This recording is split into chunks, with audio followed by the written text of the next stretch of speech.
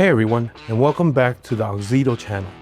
Today we're tackling one of the most common misconceptions in automotive lighting, the idea that more lumens automatically means a better light. We're going to break down lumens, lux, and candela, what each metric actually measures, where it falls short on its own, and how to use all three to evaluate the real-world performance of any LED headlight or off-road light before you spend $1.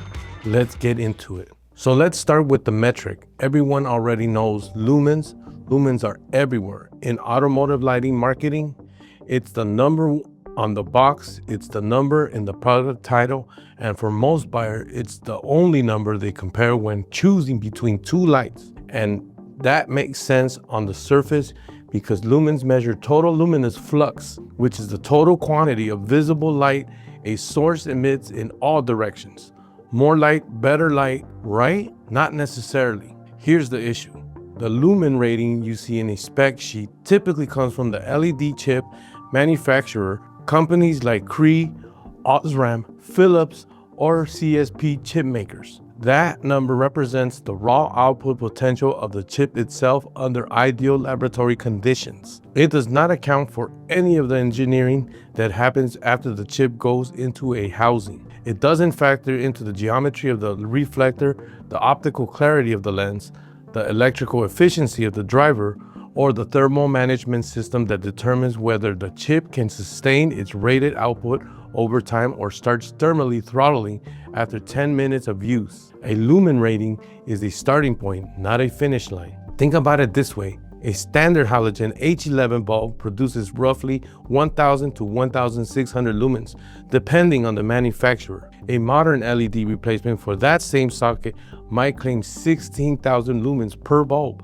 which is a 10 times increase on paper. But if that LED has a poorly designed reflector that scatters light above the cutoff light, or a lens that absorbs 15% of the output, or a driver that can't sustain full power because the heat sink is undersized, the actual unstable light hitting the road could be significantly less than those numbers suggest. Two lights with identical lumen claims can have a dramatically different real-world performance, and that's why lumens alone are not enough to make a buying decision. This is where the AUXITO X5 Series is worth looking at, because it illustrates what happens when you pair a high lumen output with the engineering to actually use it.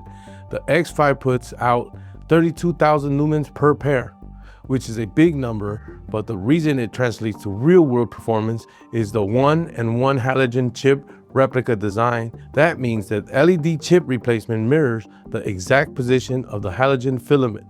So when it drops into your existing reflector housing, the light hits the reflector geometry at the correct focal points. The result is being patterned with a sharp cutoff line that keeps all of that output on the road surface, not scattered into oncoming traffic or wasted into the sky. Raw lumens are only as good as the optics that shape them. All right, so if lumens tell us the total light coming out of a source, but don't tell us how that light actually performs in the real world, what does? That's where lux comes in. Lux is the metric that bridges the gap between raw output and usable elimination. And it's arguably the most practical number you can look at when evaluating a headlight or off-road light. The definition is straightforward.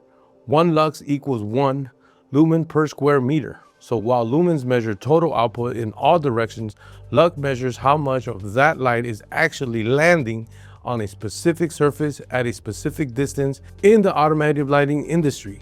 Lux is typically measured at 10 meters using a lux meter placed on a flat surface, usually a wall within 1 square meter target area. This is the standard testing protocol you'll see referenced across the manufacturers and independent reviewers. Now here's what makes lux so valuable. It's a measurement that accounts for everything that went into the light, not just the chip, the reflector geometry, the lens transmission, the beam pattern, the driver efficiency, all of it shows up in the lux reading. A poorly engineered light with a high lumen chip will post a lower lux number than a well-engineered light with a lower lumen chip, because lux is measuring what actually arrives at the target, not what left the source. It's the difference between measuring how much water comes out of a hose versus how much water actually lands in the bucket. One important caveat with Lux is that beam pattern directly affects the reading.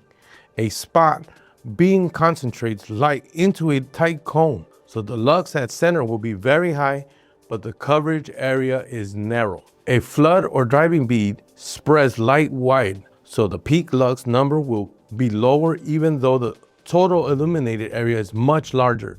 Neither is better or worse. They're optimized for different tasks. The point is that when you're comparing Lux values between two lights, make sure comparing the same beam pattern time. Otherwise, you're comparing apples to oranges. The X5 series is a good example of how Lux plays out in a headlight context, because the 1-in-1 chip replacement directs all 32,000 lumens through the reflector at the correct focal points.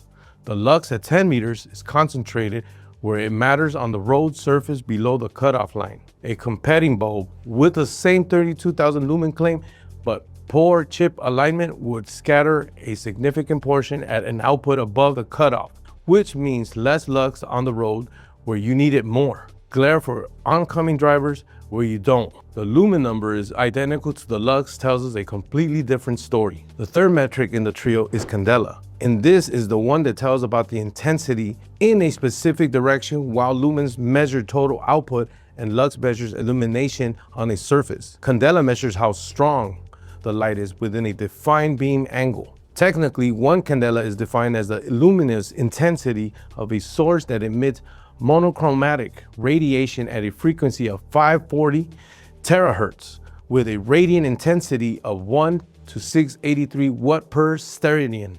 But for practical purposes, think of candela as the concentration of light in a given direction. There's actually a clean mathematical relationship between all three of these metrics. Candela equals Lux multiplied by the distance squared. So if a light produces 742 Lux at 10 meters, its peak candela is 742 times 100, which is 74,200 candela. This relationship is useful because if a manufacturer gives you any of these two numbers plus the measurement distance, you can calculate the third. It's also why candela is sometimes more useful comparison metric than Lux for lights with different beam patterns, because it isolates the peak intensity regardless of how wide or narrow the beam spreads. A fun historical note, candela used to be called candle power, and both terms reference the era when candles were the primary source of artificial illumination. One standard wax candle produces approximately 1 candela of luminous intensity.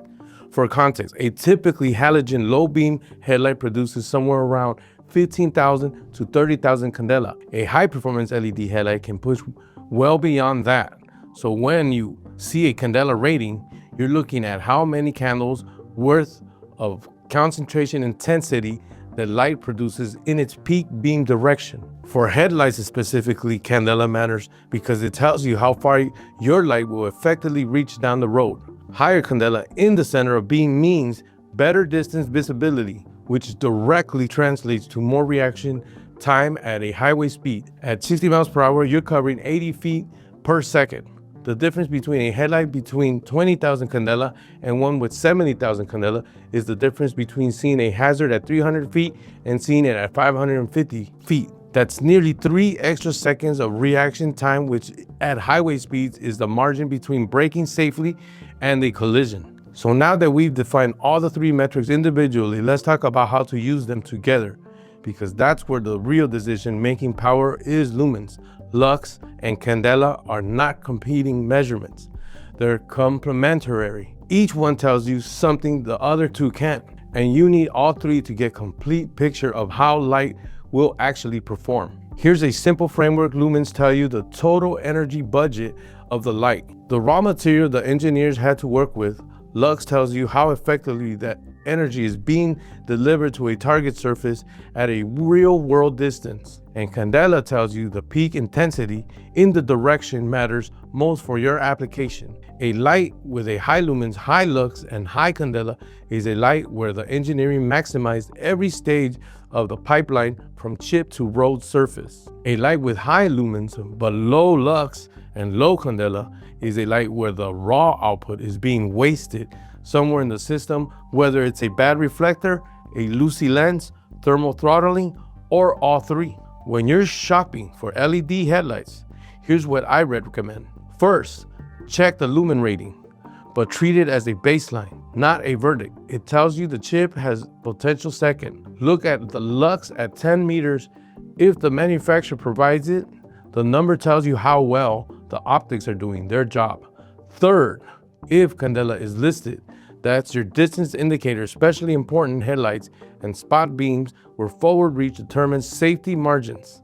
And finally, look for design features that tell you the engineering backs up the numbers, things like 1-and-1 chip replacement, quality reflector integration, active thermal management, and CAN bus compatibility to confirm the electronics are properly designed. The AUXITO X5 Series is a useful case study here because it shows you what the full picture looks like when all three metrics are supported by engineering. You're starting with 32,000 lumens across 12 CSP chips, which is a strong energy budget.